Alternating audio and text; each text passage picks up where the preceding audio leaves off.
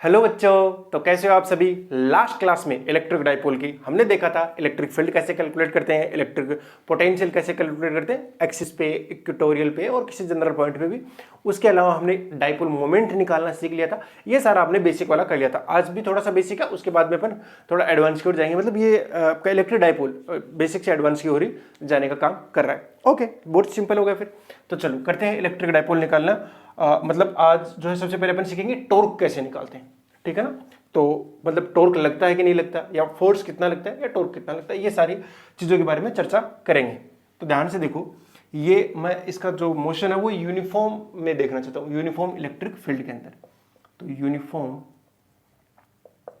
Electric field. अब uniform electric field तो समझ गए होंगे आप। यूनिफॉर्म इलेक्ट्रिक फील्ड क्या होता है? एक ऐसा इलेक्ट्रिक फील्ड जो क्या हो, मैग्नीट्यूड और डायरेक्शन दोनों में क्या रहे, कांस्टेंट रहे। तो कुछ ऐसा ले लेता हूं मैं, ये क्या हो गया, इलेक्ट्रिक फील्ड हो गया, जिसको मैं क्या मान रहा हूं, यूनिफॉर्म इलेक्ट्रिक फील्ड। और इसका मैग्नीट्यूड कितना है, हर जगह ही कितना है, ई रहेगा। ओके सर, ओके ई रहेगा। और अभी मेरे को एक डाइपोल भी लेना पड़ेगा, ले लो सर। तो डाइपोल के लिए देखो मेरे को क्या चाहिए, माइनस क्यू चाहिए एक तो, और एक प्लस क्यू चाहिए। तो ये हो गया माइनस का क्यू, और यहाँ पे रख दिया मैंने एक प्लस क्यू। और इन दोनों के बीच में जो डिस्टेंस है वो अभी मैं मान लेता हूँ कितना है, 2a है। क्योंकि आप सभी कैलकुलेशन में 2a लेते हो, d भी ले सकते हो, l भी ले सकते हो, ये सब आपकी मर्जी होती है, ठीक है।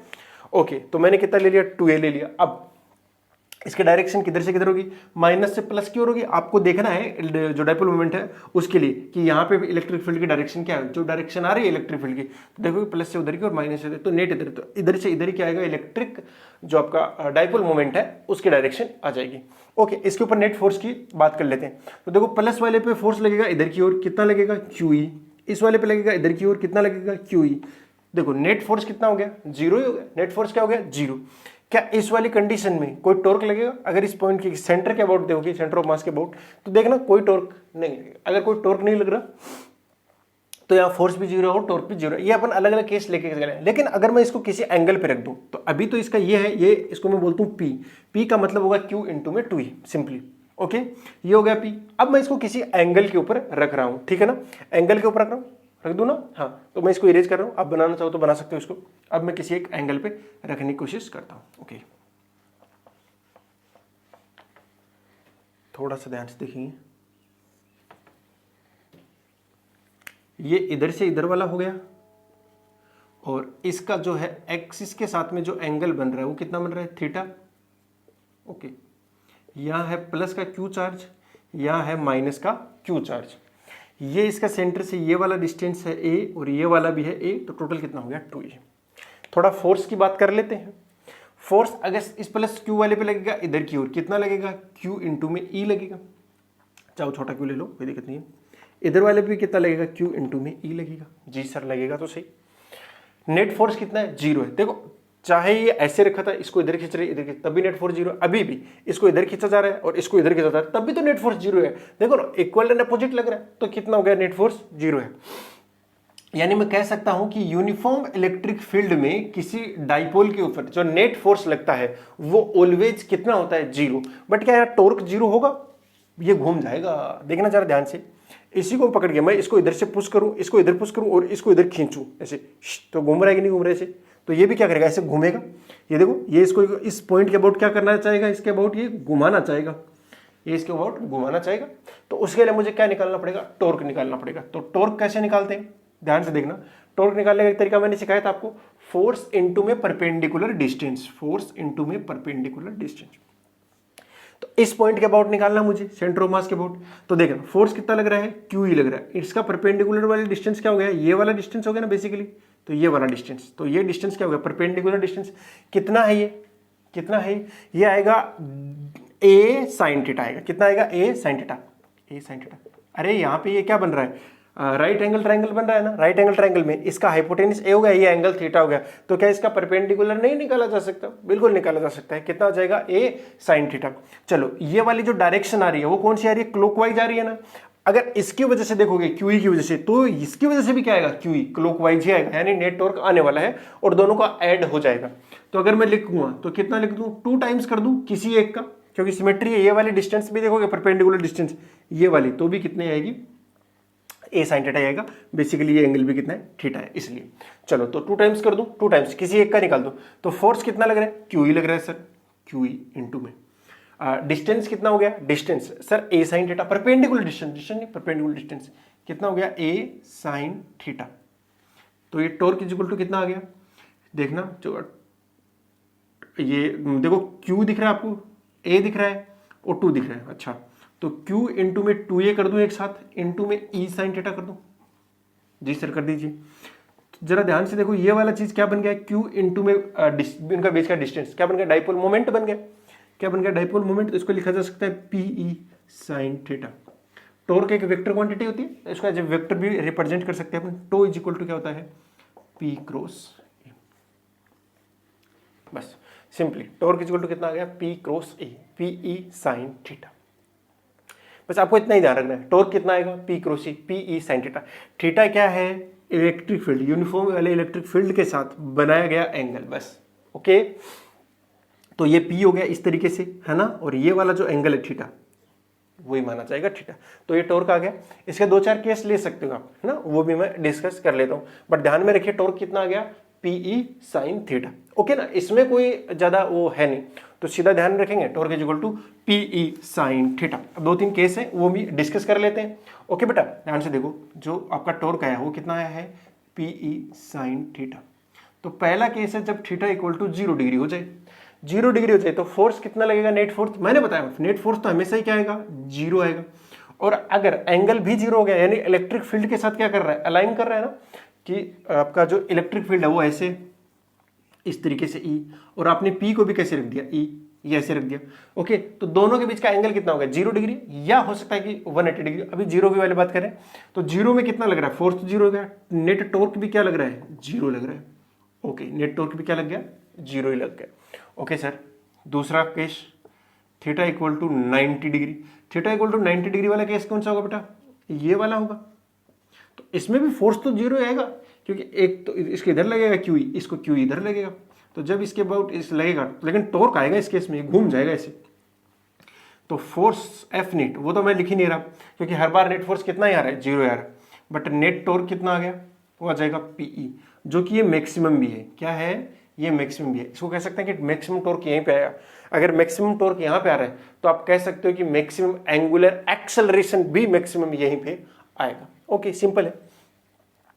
थर्ड केस और ले लेता हूं, थीटा इक्वल टू 180 डिग्री। अगर 180 डिग्री वाला ले लिया तो इसमें क्या बनेगा आपका, ये ऐसा बनेगा, है ना, ये E इधर हो गया और P इधर हो गया। जैसे ही ऐसा बनता है टॉर्क कितना आता है, 0। अगेन 180 पे भी कितना देता है, साइन तो 0 ही देता है ना। हाँ तो टॉर्क कितना आ गया बेटा, इस केस में भी 0 आ गया है। नेट फोर्स अभी भी 0 है, यानी नेट फोर्स तो यूनिफॉर्म इलेक्ट्रिक फील्ड में रखे हुए डाइपोल पर हमेशा क्या लगेगा, 0 ही लगेगा। ये बात समझ आती है ना आपको। ओके अगला करें, फिर क्वेश्चंस कर लेते हैं कुछ एक अच्छे अच्छे।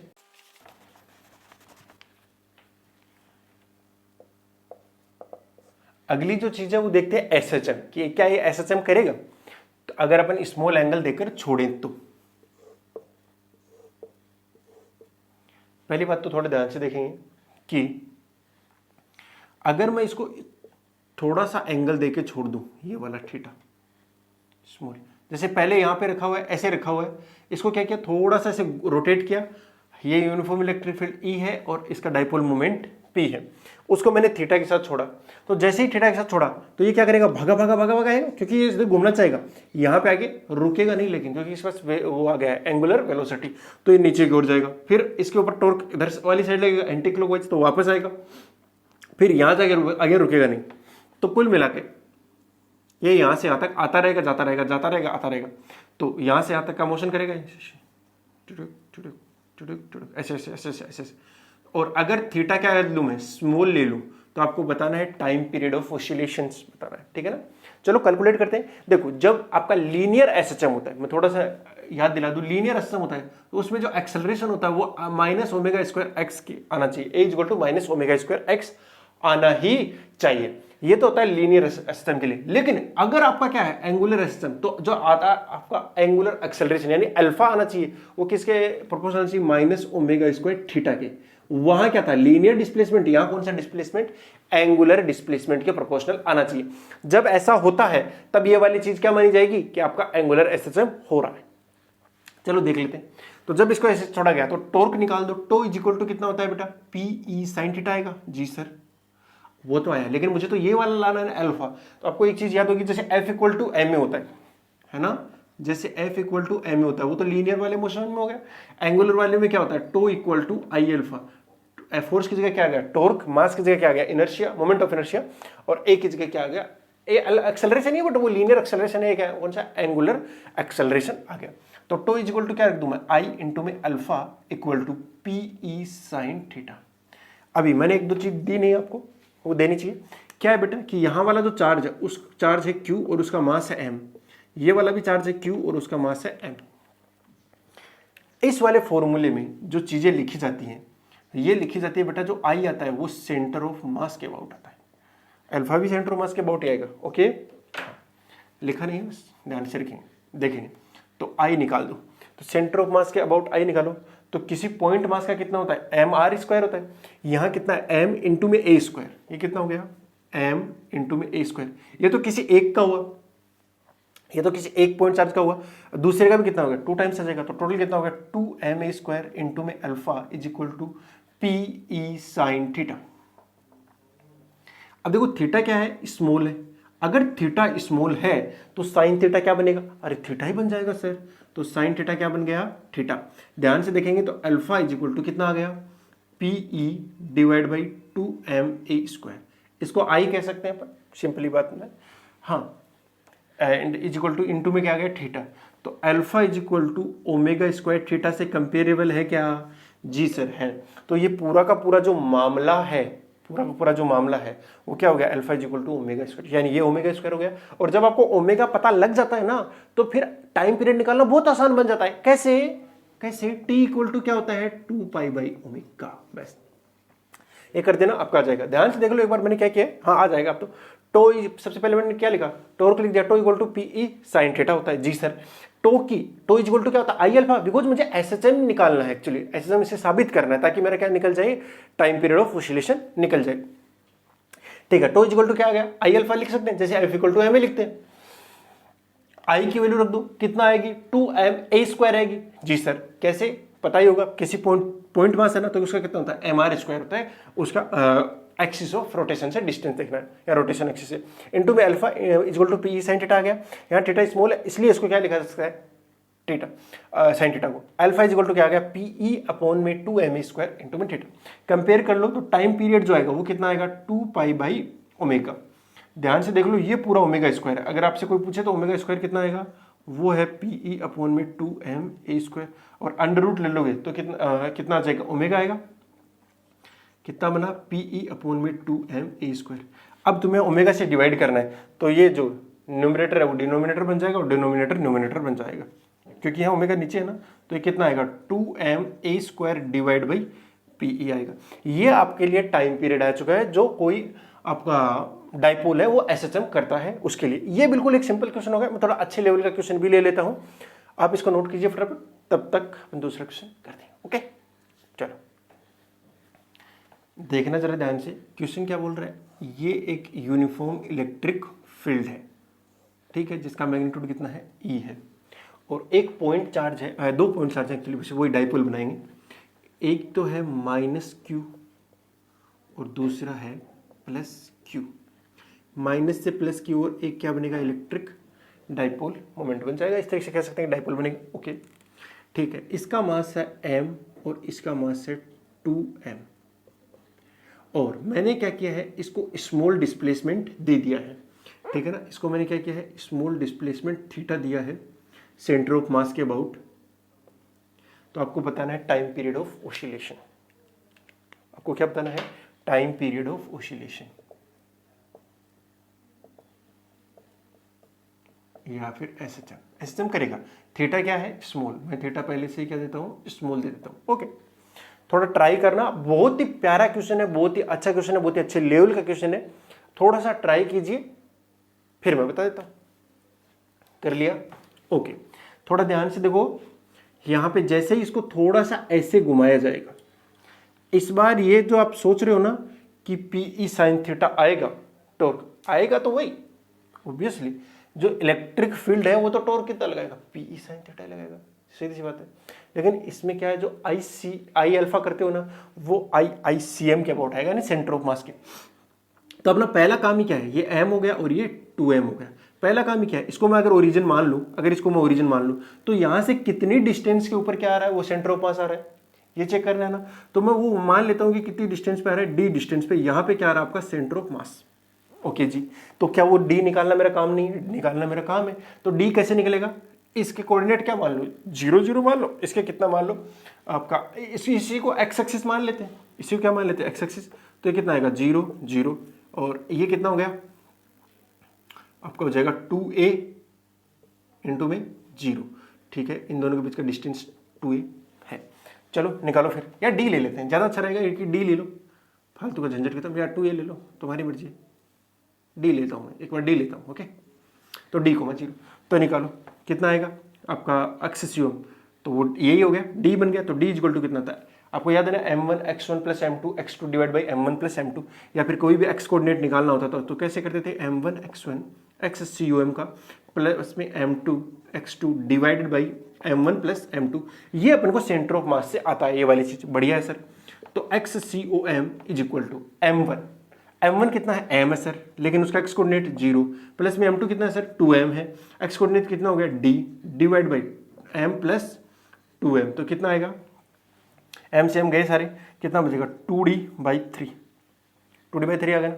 हाँ, तो ये जो सेंटर ऑफ मास है इस बार d/2 डिस्टेंस पे नहीं आया, यानी हर बार तो वो d/2 आया, इस बार कितना होगा 2d/3 पे आया, 2d/3 पे आया। ओके ओके सर, अब तो सिंपल, ये काम पहला आपको यही करना है, ठीक है ना।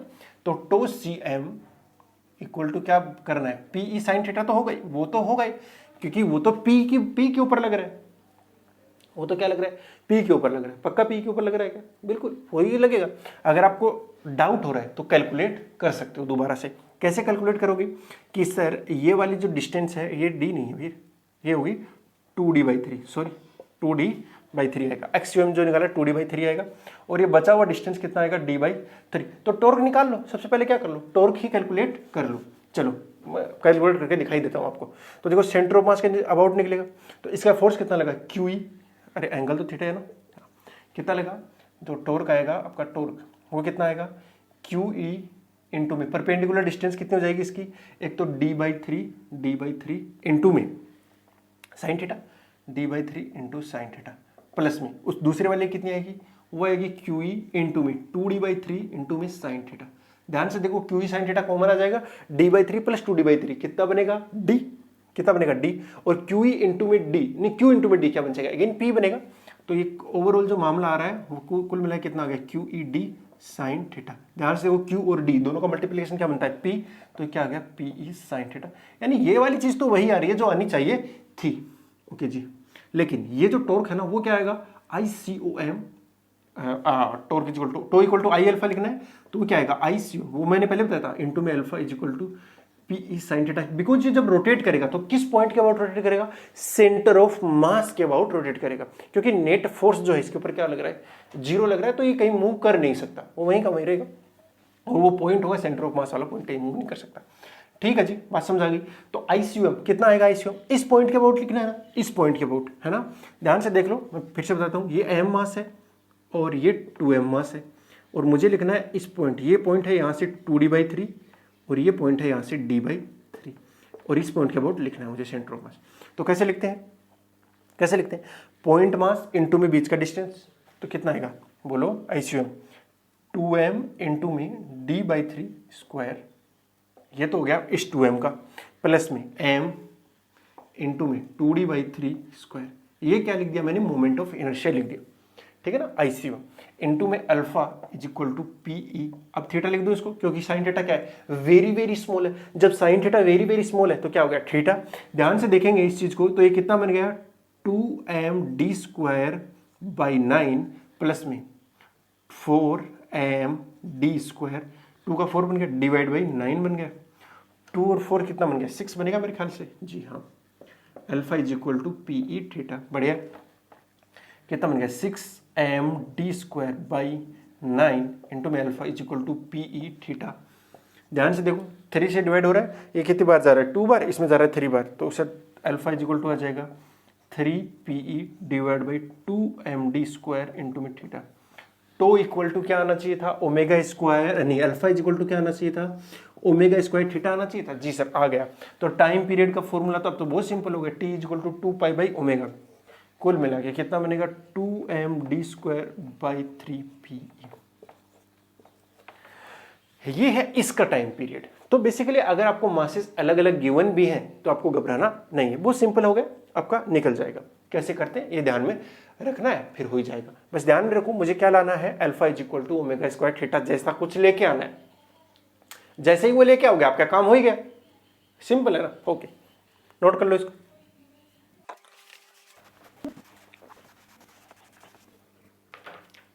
अगला जो है वो है पोटेंशियल एनर्जी।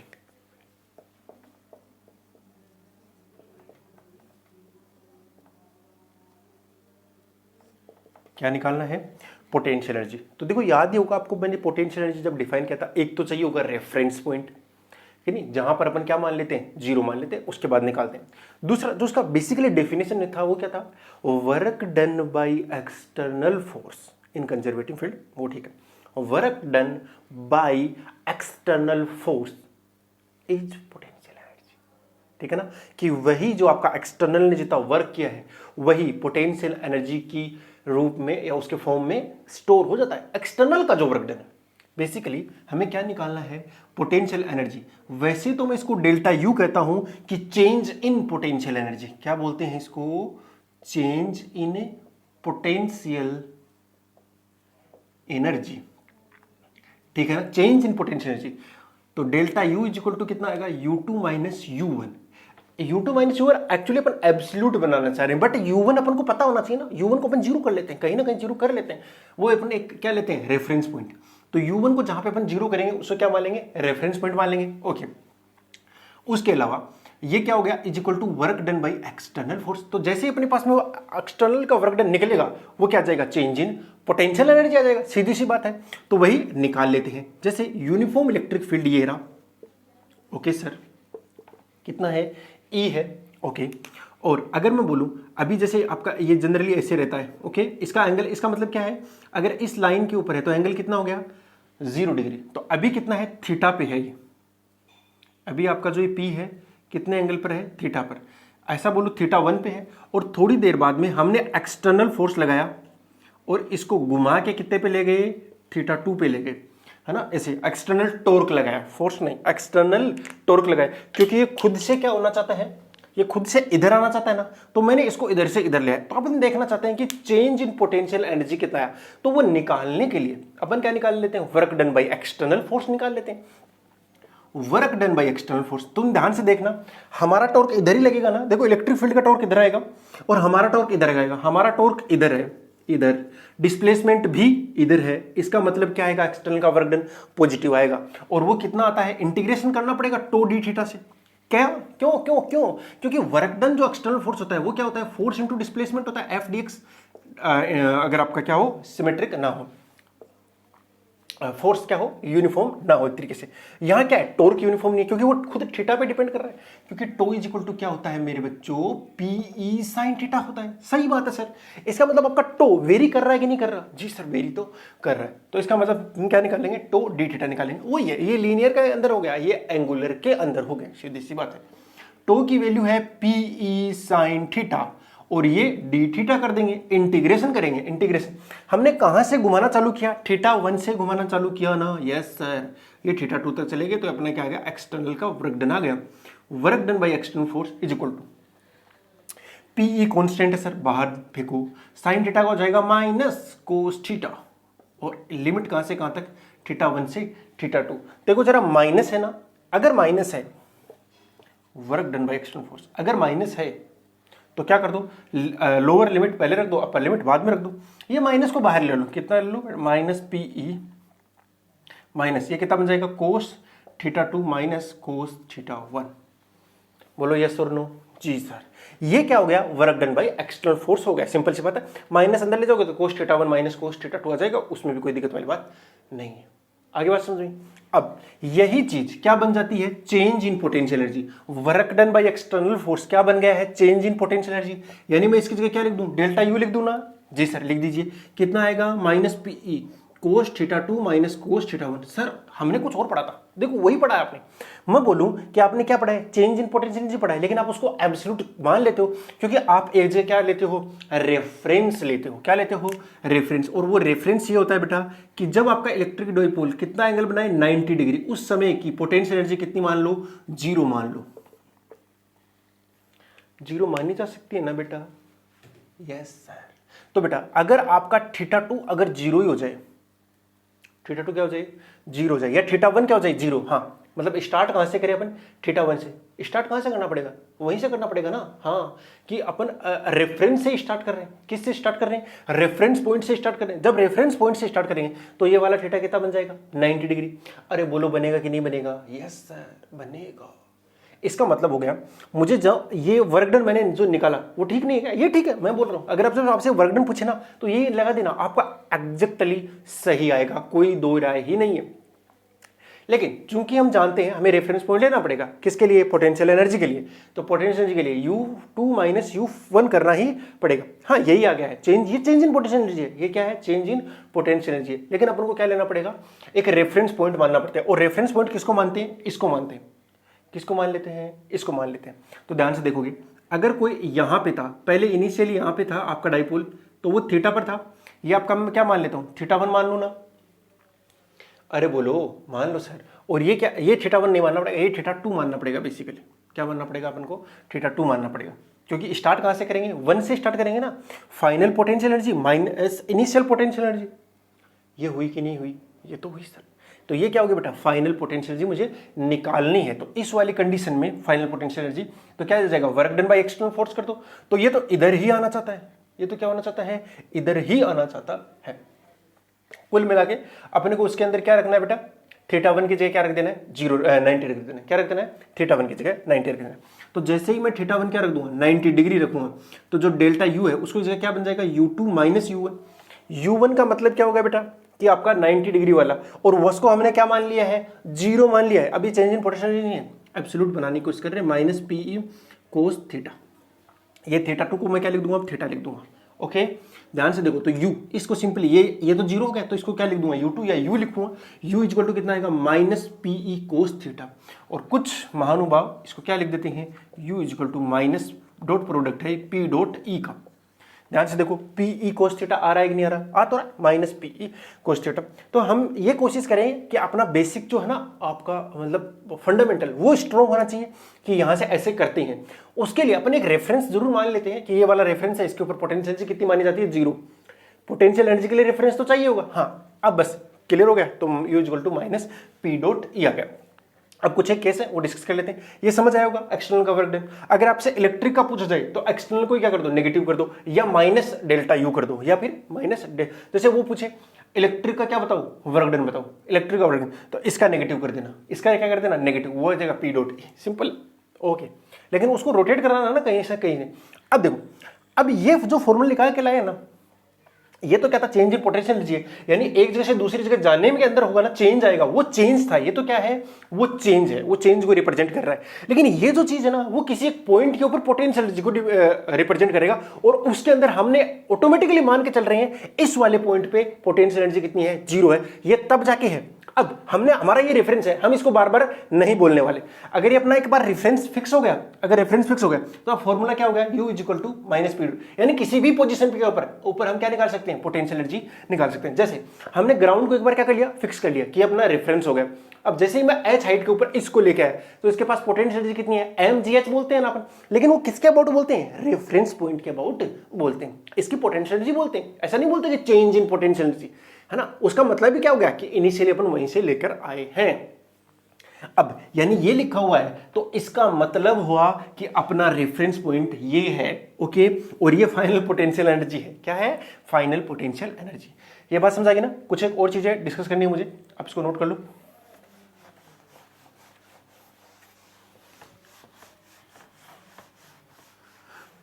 तो डाइपोल की जो पोटेंशियल एनर्जी आई है, U इज इक्वल टू क्या आया, माइनस पी डॉट ई आया कि नहीं आया? आया तो सही सर, ठीक है, अगर ये आता है तो इसका मतलब हुआ, इसका मतलब होता है, मतलब जरूर ध्यान में रखोगे कि इनिशियली कहां पे है, यहां पर, ये अपना रेफरेंस है। अब किसी पॉइंट पे ले चलो, इस पॉइंट पे ले चलो, इस पॉइंट पे ले चलो, इस पॉइंट पे, डाइपोल को कहीं भी ले चलो, उस पॉइंट की पोटेंशियल एनर्जी लिख सकते हैं। उसका मतलब है कि इनिशियली वो यहां पर था, है ना, इनिशियली यहां पे था, तो इसको यहां से यहां तक रोटेट कराने में, इसका मतलब ये होगा, इसको यहां से यहां तक रोटेट कराने में एक्सटर्नल का वर्क डन कितना आया।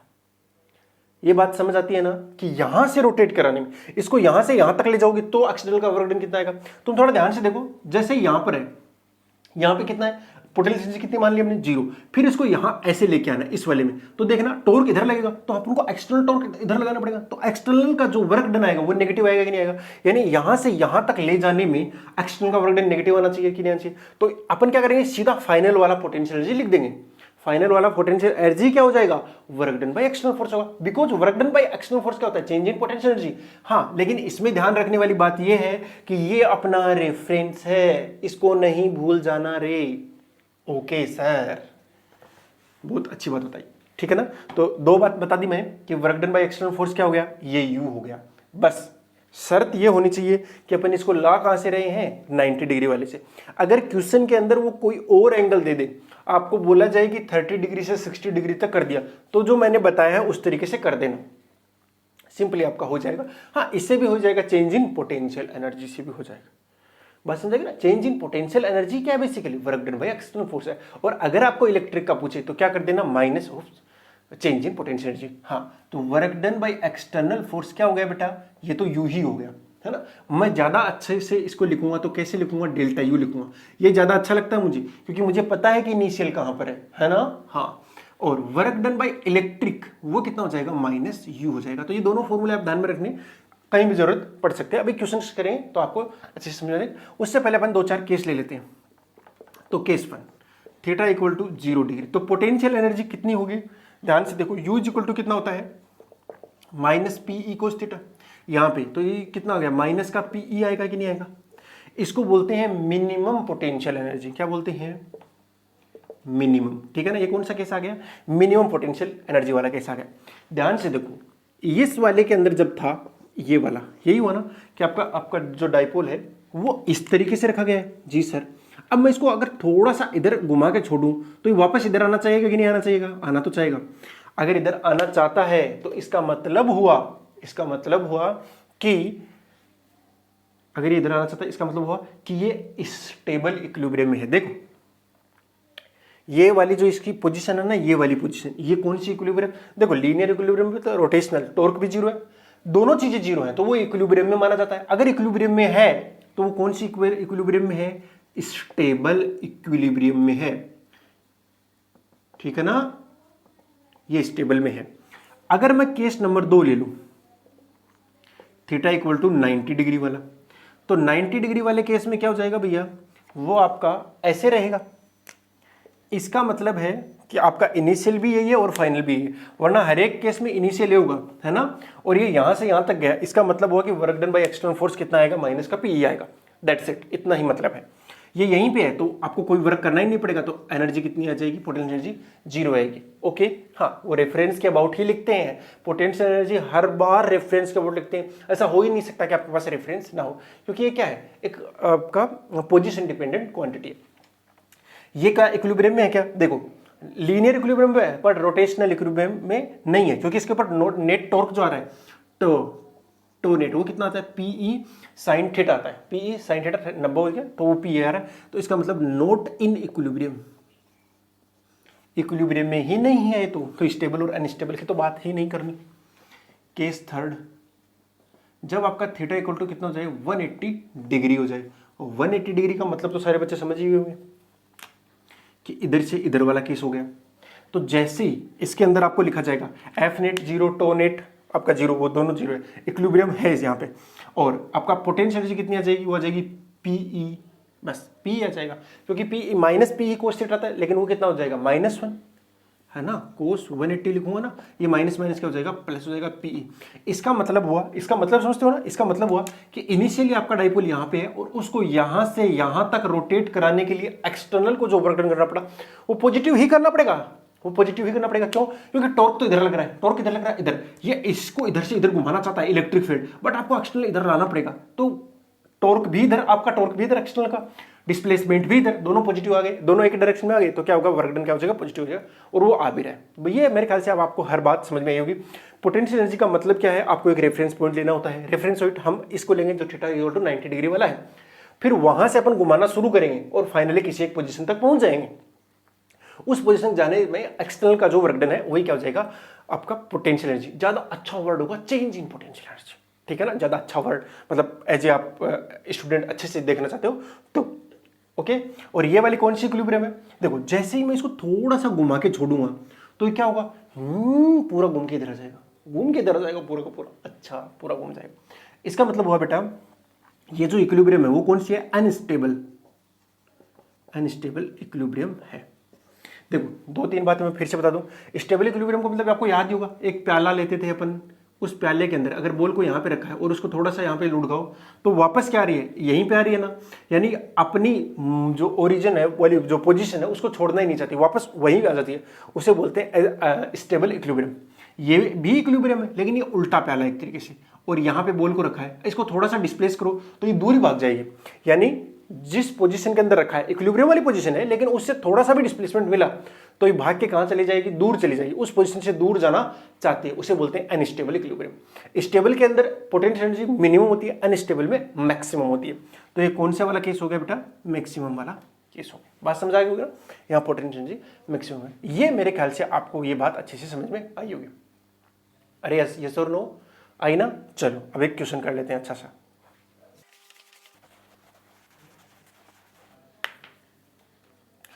तो क्वेश्चन ये है कि एक यूनिफॉर्म इलेक्ट्रिक फील्ड है, ओके, और उसके अंदर एक डाइपोल रखा गया है, यहां रखा गया है माइनस क्यू चार्ज, मास है उसका m, यहां प्लस क्यू चार्ज, उसका मास है m, और इन दोनों के बीच का जो डिस्टेंस है वो d है, लेना चाहो ले लो, कोई फर्क नहीं पड़ता। आपको बताना गया है कि यहां से इसको छोड़ा गया है, तो बेसिकली आपको जो दिया गया है वो यही तो दिया गया है कि ये दिया गया है P ऐसे, ठीक है ना, माइनस से प्लस होता है ना, उल्टा कर दिया गया। चलो इसको प्लस ले लो और इसको माइनस ले लो, माइनस से प्लस होता है, ठीक है, ये वाला है, और इलेक्ट्रिक फील्ड ये वाला है, तो इसका मतलब ये इधर घूमना चाहेगा। तो क्वेश्चन क्या पूछ रहा है, क्वेश्चन ये बोल रहा है कि आपको बताना है कि इसका मैक्सिमम एंगुलर एक्सेलरेशन और मैक्सिमम एंगुलर वेलोसिटी बताना है। जैसे इसको यहां से छोड़ा जाएगा, इसको रिलीज किया जाता है फ्रॉम द गिवन पोजीशन, तो गिवन पोजीशन कौन सी है, ये वाली पोजीशन है, मतलब बेसिकली आपको ये गिवन है, okay. When electric dipole released from the given position find out its maximum, क्या maximum acceleration and maximum angular velocity, ये दो चीज आपको फाइंड करनी है, ओके बेटा। कर दें, कैसे करेंगे वो देख लेते हैं। आप ट्राई करना चाहो ट्राई कर सकते हो, बाकी तुम हूं बताने के लिए। ध्यान से देखो, मुझे क्या निकालना है, मैक्सिमम एक्सेलरेशन निकालना है। अच्छा, तो अगर थोड़ा फोर्स के बारे में, maximum angular acceleration, maximum angular acceleration, acceleration का मतलब लीनियर, तो वो तो जीरो हो जाएगा क्योंकि नॉट फोर्स क्या लगेगा इस पर, अभी भी जीरो लगेगा, इलेक्ट्रिक फील्ड ई है, ओके। अगर इलेक्ट्रिक फील्ड ई है तो एंगुलर लगेगा, क्या क्या घूमना चाहेगा, जी सर घूमना चाहेगा, क्योंकि यहां देखो इसे टॉर्क देने से घूमना चाहेगा। सर अगर आपको मैक्सिमम एंगुलर एक्सेलरेशन निकालना है तो वो तब लगेगा जब टॉर्क क्या हो जाएगा, मैक्सिमम। ये कब लगेगा, व्हेन टो इज मैक्सिमम। और maximum angular velocity, maximum angular velocity कब आएगी वो देखना पड़ेगा, वो चेक करना पड़ेगा। जरूरी नहीं है जब टॉर्क मैक्सिमम लगे तो एंगुलर वेलोसिटी भी मैक्सिमम आए, ये मैं बताना चाह रहा हूं इस क्वेश्चन के माध्यम से। तो थोड़ा ध्यान से देखेंगे तो मुझे क्या निकालना है, टॉर्क मैक्सिमम। तो यहां पे टॉर्क क्या मैक्सिमम है कि नहीं है, जी सर। इसी वाले केस के अंदर टॉर्क क्या होता है, मैक्सिमम। ये यहां पे रेस्ट से छोड़ा गया है बेटा, ध्यान से रखेंगे, ये किससे छोड़ा गया, रेस्ट से। तो टॉर्क क्या होता है इस वाले केस में, कितना होता है, मैक्सिमम। वैसे पी ई साइन थीटा होता है, बट थीटा कितना है 90 डिग्री, तो ये टॉर्क मैक्सिमम ही आ रहा है, टॉर्क मैक्सिमम आ रहा है, तो कितना आ गया, पी ई आएगा। अगर टॉर्क मैक्सिमम आया इसका मतलब होगा आपका टॉर्क मैक्सिमम होता कितना, उसका मतलब एंगुलर एक्सेलरेशन भी क्या आएगा, मैक्सिमम आएगा। और वो होता कितना, tau equal to I alpha कर दो इनटू में PE equal to P I. I क्या होता है, मोमेंट ऑफ इनर्शिया, किसके अबाउट लेना है, सेंटर ऑफ मास के अबाउट। वो कितना हो जाएगा, 2 इंटू में एम ए स्क्वायर। बोलो यस और नो, देखो ये वाला डिस्टेंस, अच्छा एम ए नहीं कर सकता मैं इस बार, एम ए नहीं कर सकता ना, क्योंकि ये वाला डिस्टेंस कितना लूँगा मैं, d/2 लूँगा। हाँ तो 2 इंटू में ए की जगह क्या ले लूँगा मैं, d/2 स्क्वायर इंटू में alpha is equal to P. ये कितना हो गया, md²/2 बचेगा, क्योंकि ये 4 हो गया, 2 से 2 कैंसिल आउट हो गया। कितना आया, md²/4 इंटू में alpha is equal to PE. ध्यान से देखो, जो अल्फा आया वो आया 4 पीई अपॉन में md², और ये जो है वही क्या है बेटा, मैक्सिमम है। तो ये आ गया मैक्सिमम। तो मैं बताना चाह रहा हूँ, देखो यहाँ मैक्सिमम, बट यहाँ पे इसका वेलोसिटी कितना है, 0। यहाँ पे एंगुलर वेलोसिटी जी मैक्सिमम नहीं आएगी, तो इसके बाद में ये घूमना शुरू करेगा, यहाँ तक घूमेगा। एक्चुअली यहाँ तक घूमेगा नहीं, घूमेगा तो पूरा कि पहले ये यहाँ पर है, फिर ये घूमना शुरू करेगा ऐसे ऐसे, तो इसके ऊपर इलेक्ट्रिक फील्ड का टॉर्क इधर ही लग रहा है, तो इसकी स्पीड बढ़ेगी। क्या होगा, एंगुलर स्पीड क्या होगी, बढ़ेगी। बढ़ते बढ़ते बढ़ते बढ़ते यहाँ तक क्या होगी, मैक्सिमम हो जाएगी। यहाँ पे मैक्सिमम क्यों होगी, उसका कारण है क्योंकि इसके बाद में ऐसे जाएगा, तो इसके ऊपर टॉर्क जो है इलेक्ट्रिक फील्ड का वो इधर लगने लगेगा, यानी इसको एंगुलर रिटार्डेशन देगा। अगर एंगुलर रिटार्डेशन दे रहा है, इसका मतलब क्या हो गया, ये स्लो डाउन होगा। तो फिर ये क्या होगा, पहले यहाँ पे था, धीरे धीरे यहाँ तक मैक्सिमम, और वापस क्या हो जाएगा, ये उल्टा हो जाएगा ऐसे।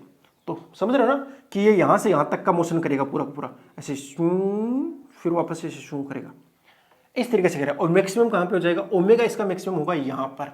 कैसे निकालेंगे, कैसे निकालेंगे, तो 2-3 तरीके हो सकते हैं। या तो आप लगा दो एनर्जी कंजर्वेशन या वर्क एनर्जी थ्योरम, ये 2 ही तरीके हैं बेसिकली। तो हाँ, तो वर्क एनर्जी थ्योरम लगाएं तो वो क्या होता है, work done by all forces is equal to change in kinetic energy, is equal to change in kinetic energy. दूसरा क्या, energy conservation, initial energy is equal to final energy. बस यही तो करना है। तो क्या लगा दूं मैं, एनर्जी कंजर्वेशन, क्योंकि यहां कोई एक्सटर्नल वो आपका नॉन कंजर्वेटिव टाइप का कोई फोर्स लग ही नहीं रहा, तो नॉन एनर्जी कंजर्वेशन।